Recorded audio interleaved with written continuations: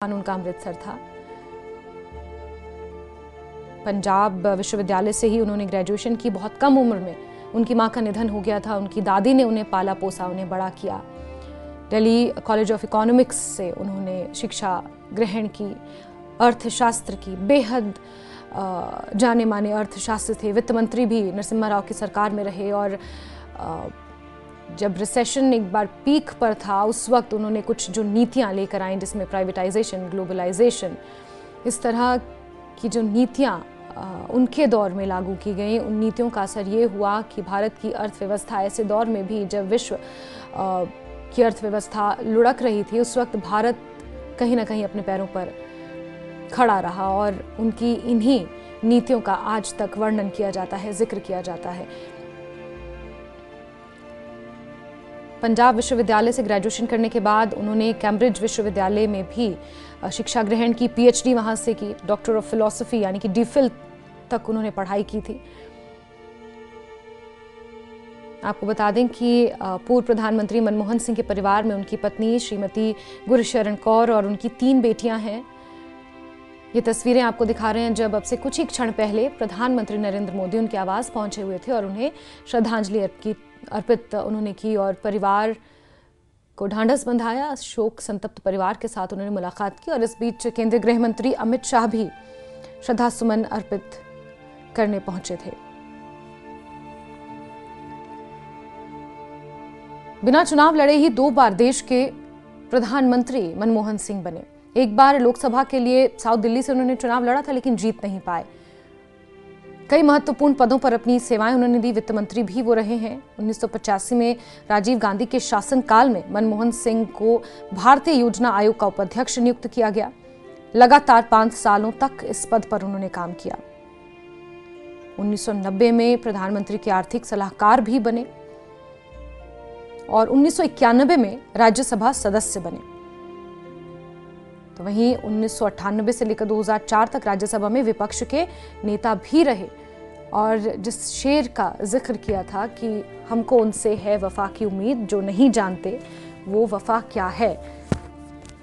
तो सुषमा स्वराज के साथ संसद में एक बार जब बहस हो रही थी, चर्चा हो रही थी, तो उस वक्त उन्होंने कटाक्ष स्वरूप इस शेर का जिक्र किया था और शेरो शायरी का जो अंदाज था उसको लेकर भी पूर्व प्रधानमंत्री मनमोहन सिंह की कई बार चर्चा होती थी। वो इसी तरह शेरो शायरी के अंदाज में कई बार विपक्ष पर निशाना साधते थे, कई बार सरकार पर तंज कसते थे।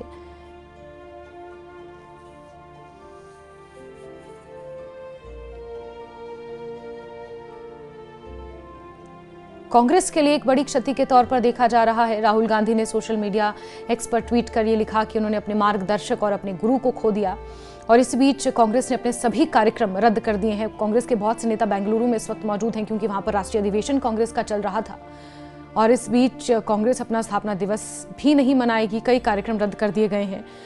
7 दिन का राष्ट्रीय शोक घोषित किया गया है। साथ ही साथ ग्राफिक्स में आपको बता रहे हैं कि कैसा था उनका राजनीतिक सफर।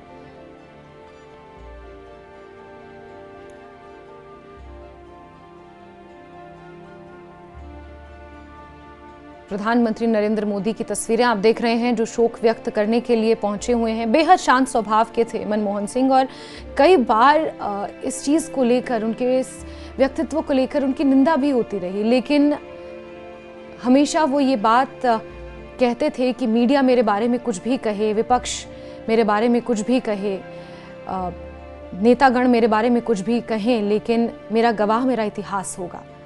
और वाकई ये बात सच है कि जिन नीतियों को उन्होंने लागू किया इन 10 सालों में जब वो देश के प्रधानमंत्री रहे, उन नीतियों का जिक्र और उन नीतियों का असर आज तक हम हमारी अर्थव्यवस्था पर देखते हैं।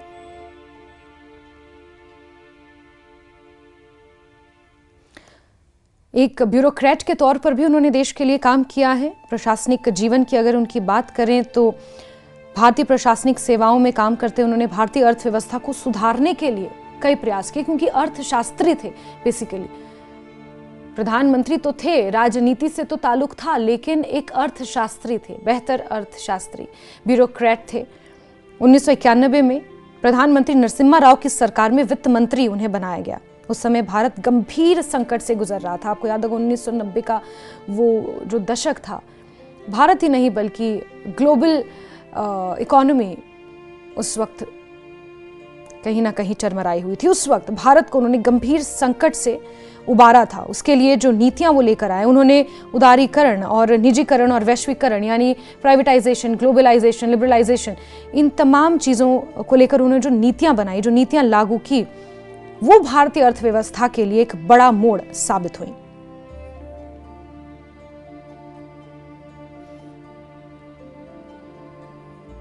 उन्होंने ग्रामीण रोजगार गारंटी योजना, जिसे मनरेगा कहा जाता है, उस तरह की योजनाओं को लागू किया। मनरेगा में 100 दिन की गारंटी, काम की गारंटी को, इस तरह की योजनाओं को उन्होंने लागू किया।